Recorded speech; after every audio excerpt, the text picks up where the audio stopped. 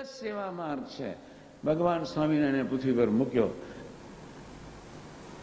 200-400 વર્ષ સુધી તપશ્ચર્યા કરો, જે દેહભાવને દેહાભિમાન ન વગરે, એ 3 વર્ષના સેવાભાવથી તમારા દેહભાવ અને દેહાભિમાનના કૂચા નીકળી જાય.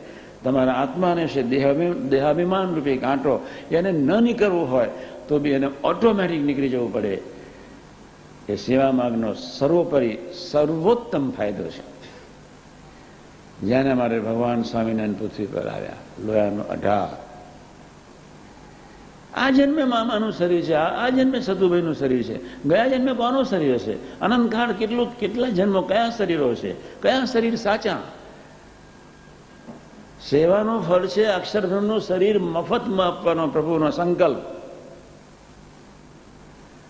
તમે સેવા કરો, મારું શરીર હું તમને અક્ષરબ્રહ્મ મફતમાં આપીશ. બાકી આ પંચમહાભૂતની કોથરીઓમાં તો રીબાઈને મરીને, અહંતાને મમતાના ભાવો પોષીને, સંસારની કિચડના કચરાને વધારે ભેગા કરીને દર વર્ષે જિંદગી પસાર કરી રહી છે આખી સૃષ્ટિ. સેવા એટલે સમજવાનું છે. આપણો માર્ગ સેવાનો છે, આપણો માર્ગ ભજનનો છે. સેવા અને ભક્તિ, સેવા અને ભજન, એના ઉપર સ્વામિનારાયણ સંપ્રદાય બે જ છે.